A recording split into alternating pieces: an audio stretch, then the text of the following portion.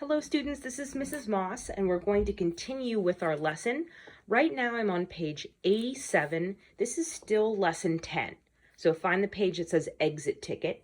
We are still doing the same objective of estimating our products. Remember, you don't have to use both the area model and the standard algorithm. You may use one or the other, that's fine. So notice that this problem has 3 digits and 2 digits. There's a couple ways that we can do this. One way, so you can just do this problem along with me, and then I'll have you do B more independently. So one way we could do this is round this number 33 2/10 down to just 30. So we have a 2-digit number. And we could round this number 21 down to 20. And those could be the two numbers that we estimate. Another way we could solve this is to use the standard algorithm to line these up vertically and multiply it out. Remember, you're going to get a number for the ones and then a number for the twos. Don't forget to add your place value 0, add it up, and then for your product, remember you have to move the decimal over 1, okay? And the other thing that we could do is instead of rounding down just to 2 digits, we could keep it at 3 digits. So 332, I would round down to 330. So all I'm doing is like pretending the decimal is not there. And then 21, I would still keep at 20. So this is like the same thing as up here. I'm just drawing 2 lines. So I would like you to pause the video, go ahead and solve these. So when you solve this multiplication, remember you're going to have to move the decimal over 1 because we had 1 decimal point right here. In this one, you won't have to move the decimal, and then in this one, you have to move the decimal. So go ahead and pause the video, find your final product, and then unpause when you're ready to do these with me. Okay, so let's check these. So if I find this product, I'm going to use the zeros trick. 3 times 2 is 6, and I have 2 zeros. 1, 2. Okay, let's see about this one. So I'm going to do, in my head, I can do 33 times 2. That's 66. 66, and I have 2 zeros. 1, 2. Notice these are way bigger. This is a much bigger number than 600, but that's because I have to factor in my decimal point. So now I'm going to go over 1, put my decimal. So that makes more sense. This product is 660, and this product is 600. They're very close. Okay, now let's see what the actual product is. 1 times 2 is 2, 1 times 3 is 3, 1 times 3 is 3. Put my 0, 2 times 2 is 4, 2 times 3 is 6, 2 times 3 is 6. Add it all up. 2, 7, 9, 6, over 1 for my decimal, over 1, and the actual product is 697 2/10. Is this similar to the products that I got when I estimated? In my opinion, yes. It's slightly larger and they're all in the 600s. Okay, you try B all by yourself and then unpause it when you're ready to do it with me. Okay, let's do this. So I'm going to round the 1 7/10 down to, actually no, up. I'm going to round it up because it's greater than 5. Up to 2, well, basically 20, but I have to remember that there's a decimal right there. And 55, I'm also going to round up to 60. Okay, multiply it with the zeros trick. 2 times 6 is 12. Add my 2 zeros. But don't forget I had a decimal right there, so I need to move my decimal over 1. So my product estimation is 120. Let's see what I get when I do the actual standard algorithm. 55 is a larger number, so that one needs to go on top, and then 1 7/10 below. Remember, when you do multiplication of decimals, you don't have to line up the decimals. You just put them on top of each other, and then we move the decimal at the end. Here we go. 7 times 5 is 35. 7 times 5 is 35, 36, 37, 38. Put down the 38. place value 0, because it's not a 1, it's a 10. Now I do 1 times 5 and 1 times 5. Time to add. 5, 13, 8, 9. Don't forget the decimal. Over 1, over 1. Okay, my final product that I got was 93 and 5/10. So I have to think about it. Does that make sense? I had estimated 120, but remember, I rounded up for both of these numbers. So my final answer should be slightly smaller than this, and it is. The last one we're going to do together on this page is 2. So this is an interesting one because you can use a trick. You actually don't have to solve it. So it says, if the product of 485 times 35 is 16,975, what is the product of 485 times 3 and 5/10? How do you know? So let's look at these numbers. This one is exactly the same as this one. No difference. This one, what is the difference? You tell me. You should have said that there is a decimal point right here. This is different by 1 place value.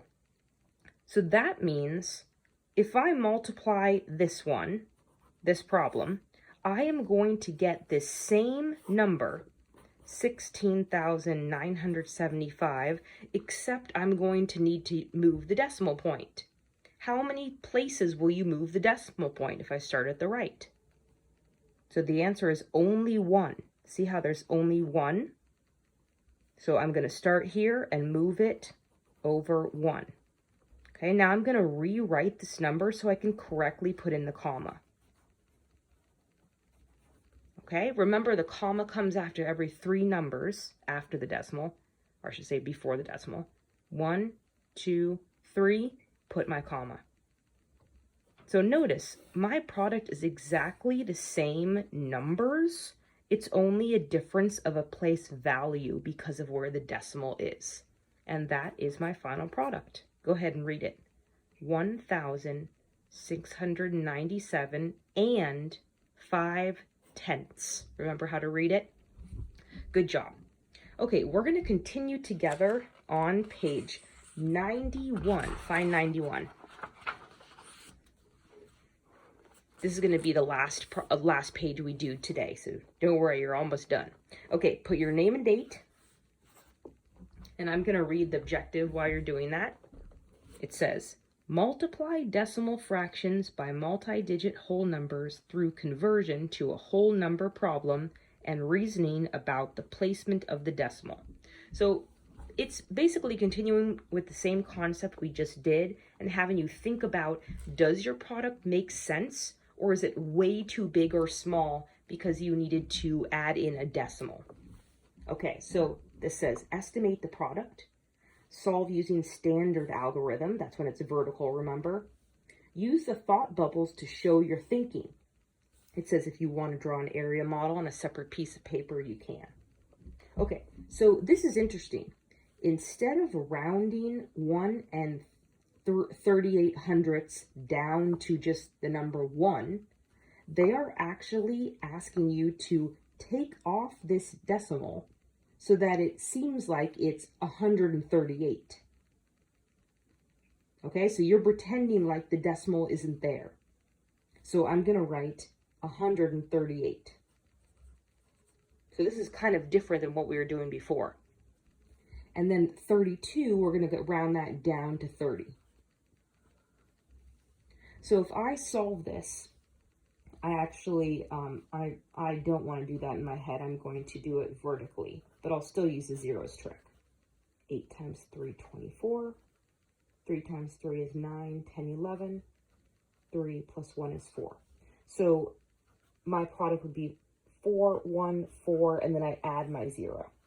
Put in my comma. My product should be very close to that. Now let's solve exactly. 2 times 8. Actually, you know what? I should have you pause the video. You solve this, and then we'll do it together. Go ahead. Okay, let's check it. 8 times 2 is 16. 2 times 3 is 6, plus 1 is 7. 2 times 1 is 2. Place value holder 0. 3 times 8, 24. 3 times 3, 9, 10, 11. 3 times 1, 3, plus 1 is 4. Now I add together. 6, 7, 8, 9, 10, 11, 2, 3, 4, and 4.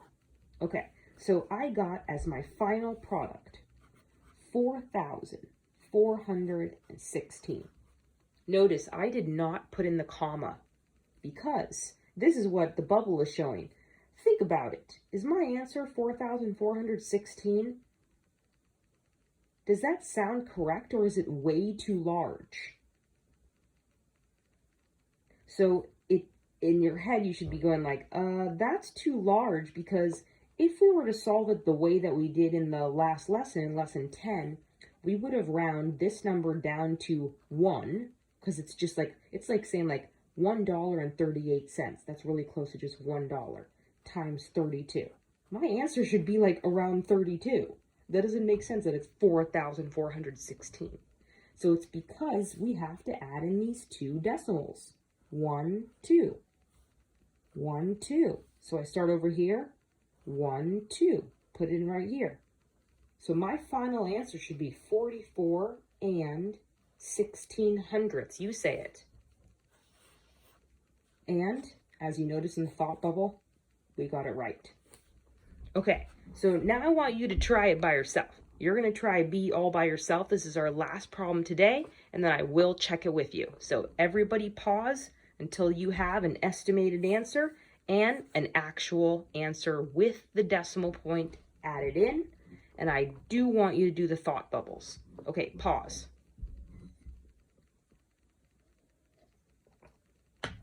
Okay, let's check it.